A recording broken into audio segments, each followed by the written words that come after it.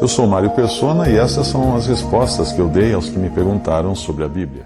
No versículo 6 ele fala assim: ninguém oprima ou engane a seu irmão em negócio algum, porque o Senhor é vingador de todas essas coisas, como também antes vô-lo dissemos e testificamos. Eu já vi muito casamento destruído por infidelidade, por imoralidade sexual, por infidelidade, por adultério. E recebo muito também mensagens, tanto de irmãos como de irmãs, dizendo que o que fazer agora, descobriu que o seu marido foi com outra, ou a sua esposa foi com outro, ou, em alguns casos também eu recebo, que a esposa foi com outra e o marido foi com outro. Eu uma vez recebi um e-mail longo de uma irmã em Cristo, de Portugal, da Igreja Batista, na cidade que ela reunia, e ela falando que ela não sabia o que fazia, porque ela descobriu que o marido dela tinha um amante, um namorado. Então ele traía ela com um homem, com outro homem. Ele era homossexual. E ela falou: o que eu faço? Eu falei assim: não, você tem total direito de se divorciar dele. Porque na realidade, não importa se ele está traindo você com homem ou com mulher, ele está traindo você, ele está cometendo adultério. Ele está adulterando. E a Bíblia permite a separação quando existe adultério. Mas você tem que avisar os irmãos, ou ele confessar, ou avisar os irmãos, porque ela congregava numa igreja batista. Aí eu disse o seguinte, falei assim: olha, você está em comunhão nessa igreja batista. Todos os irmãos lá estão alegremente e sem desconfiar de nada, em comunhão com esse seu marido. Agora, eles não ficariam contentes se soubesse que o seu marido dorme com outro homem, não é? Então você vai ter que contar para os irmãos responsáveis onde você congrega que está acontecendo isso. E talvez se você se pediu divórcio, né, isso virá à tona.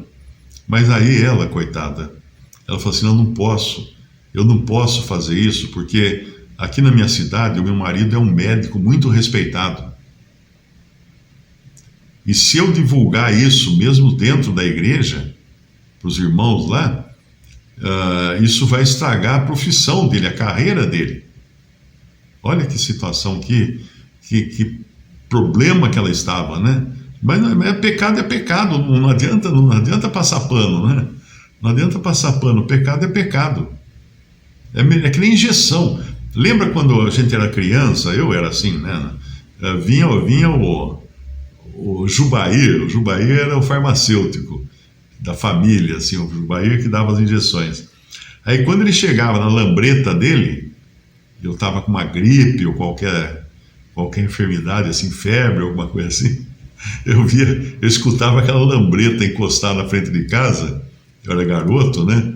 Eu até tremia, eu ficava assim, em papos de aranha, porque o Jurandir chegou. O Jubair, não é Jurandir, Jubair. Nem sei se é vivo ainda, Jubair. Outra vez que eu ouvi, ele estava muito bem ainda, bem velhinho, mas muito bem. Então, chegava ele com aquela maletinha, aí ele abria a maletinha, aí tinha uma latinha comprida assim, os mais velhos aqui se lembram, não existia seringa descartável, não tinha isso aí não foi inventado muito depois. Então ele abria, vinha aquela latinha comprida, aí tinha que ferver no fogão lá, minha mãe punha para ferver uma água e punha lá a latinha com a seringa e a agulha dentro. A agulha não jogava fora também não, a agulha fervia junto, cada vez que aplicar a injeção tinha que ferver a agulha e a seringa junto, né? Mas a expectativa da injeção matava mais do que a dor da injeção. A expectativa, o medo, a apreensão. Então, enquanto não passar... E aí quando tomava a injeção, acabou. O pecado é assim. O pecado não confessado, você fica naquela expectativa, naquela aflição, naquele medo, naquele desespero, como Davi, né? Davi, ele fala disso. Não que Davi tomasse injeção, mas fala, enquanto calei, Salmo 32. Salmo 32. Ele começa assim no versículo 1. Bem-aventurado aquele cuja transgressão é perdoada e cujo pecado é coberto. Bem-aventurado o homem a quem o Senhor não imputa maldade, ou seja, não coloca maldade na conta desse homem, e em cujo espírito não há engano. E o problema é que quando você trai, ou quando você pratica alguma coisa fora da vontade do Senhor, você tá criando engano no seu coração, no seu espírito. Aí no versículo 3 ele fala, quando eu guardei silêncio, uma outra versão fala, enquanto eu guardei silêncio, envelheceram os meus ossos pelo meu bramido em todo dia. Porque de dia e de noite a tua mão pesava sobre mim. O meu humor se tornou em sequidão de estio. Confessei-te o meu pecado e a minha maldade não encobri. Dizia eu, confessarei ao Senhor as minhas transgressões, e tu perdoaste a maldade do meu pecado. Por isso, todo aquele que é santo, separado, orará a ti, a tempo de te poder achar. Até no transbordar das muitas águas, essas não lhe chegarão. Então, enquanto eu me calei, eu estava ali sofrendo com a visão do Jubair, com as suas latinhas de seringa e agulha, tilintando ali para vir ao meu encontro das minhas nádegas, para dar aquela injeção dolorida. Eu estava sofrendo enquanto me calei, mas aí eu confessei o meu pecado.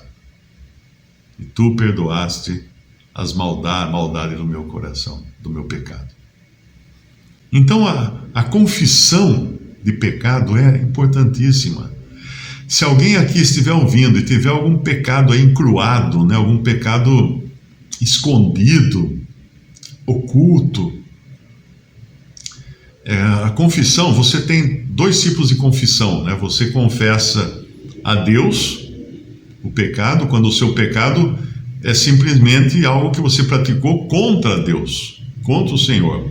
Mas você precisa confessar a um outro. Se você praticou um pecado contra alguém, se você traiu a esposa ou traiu o esposo, você precisa também confessar. Porque aí não é só com Deus, é com Deus e com a pessoa que foi traída, a pessoa que foi prejudicada pelo seu pecado. Não apenas pecado sexual, qualquer coisa. Você roubou lá o seu vizinho, você, sei lá, jogou lixo por cima do muro, alguma coisa. Tem que ir lá e falar assim, ó, quero confessar um negócio para você. E confessar. Muito importante. Enquanto não confessei, enquanto eu guardei silêncio, envelheceram os meus ossos pelo meu bramido todo dia, porque a tua mão pesava sobre mim. E a mão de Deus pesa não. Enquanto você tem coisa escondida. E tem aquela historinha que eu já contei acho que umas 200 vezes só. Não é de Alto Paraíso não, essa é outra, né? Que disse que o cara sonhou que o Senhor iria visitá-lo na sua casa. Então ele pegou, ficou desesperado. O que eu vou fazer? Minha casa é muito desarrumada, né? Tem muita porcaria espalhada por todo canto. Então ele pegou, quando o Senhor bateu, tocou a campainha, ele falou, Senhor, espera um pouquinho aí. Daí ele correu na sala, pegou todas as coisas que não eram de acordo com a vontade do Senhor e jogou na cozinha. Fechou a porta, foi lá, abriu a porta, ah, pode entrar, Senhor, seja bem-vindo à minha casa, né? minha humilde habitação. Tal. Aí o Senhor falou assim, mas e a cozinha, o que tem lá? Não, Senhor, lá tem a sua bagunça, panela, eu quero conhecer a sua cozinha. Não, eu quero conhecer. Então espera só um pouquinho, vou dar uma ordem lá. Aí entrou na cozinha, pegou todas aquelas tralhas de coisas que eram desagradáveis à vista do Senhor e jogou num quarto do fundo. Aí o Senhor foi e falou, e aquele quarto do fundo ali, o que é lá? Não, Senhor, lá não tem nada. Eu quero ver lá. Aí ele correu antes lá, pegou tudo aquilo, enfiou tudo num baú, que tinha um baú grande, né? Enfiou todas aquelas coisas no baú. Aí foi lá, abriu a porta e falou: pode vir, senhor, tá? O quarto já está arrumado, tal, pode vir. Aí o senhor olhou, entrou, olhou aquele baú, falou assim: o que você tem nesse baú aí? Não, senhor, não tem nada, esse baú não tem nada, não. Esse baú é só coisa velha, só tralha velha, não é nem abra porque o cheiro vai ser ruim. Eu quero ver dentro do baú. Aí ele não teve jeito, ele foi lá e abriu o baú, e quando ele abriu o baú estava vazio. O baú estava vazio. Então, enquanto eu guardei silêncio, envelheceram os meus ossos. Fiquei tentando para lá e para cá me desvencilhar das coisas ruins que estavam arruinando a minha vida. Mas quando eu abri o baú, pronto. O Jubair já podia ir embora com a lambreta dele, porque já tinha tomado injeção, já tinha passado o algodão com álcool, já não estava mais chorando, o bumbum não estava mais ardendo. Assim é conosco. Nós não enganamos a Deus. Nós podemos enganar todo mundo, podemos enganar o nosso próximo. Você pode enganar a sua esposa, você pode enganar o seu marido, mas não enganamos a Deus. Com certeza não. Voltando lá em 1 Tessalonicenses, capítulo 4, então, o versículo 6, ele fala: ninguém oprima ou engane a seu irmão em negócio algum, porque o Senhor é vingador de todas essas coisas. Aqui vale para tudo. Vale para infidelidade, vale para dívidas, vale para roubar, vale para não pagar. O Senhor é vingador de todas essas coisas. Como também antes vos dissemos e testificamos, porque não nos chamou Deus para a imundícia, mas para a santificação.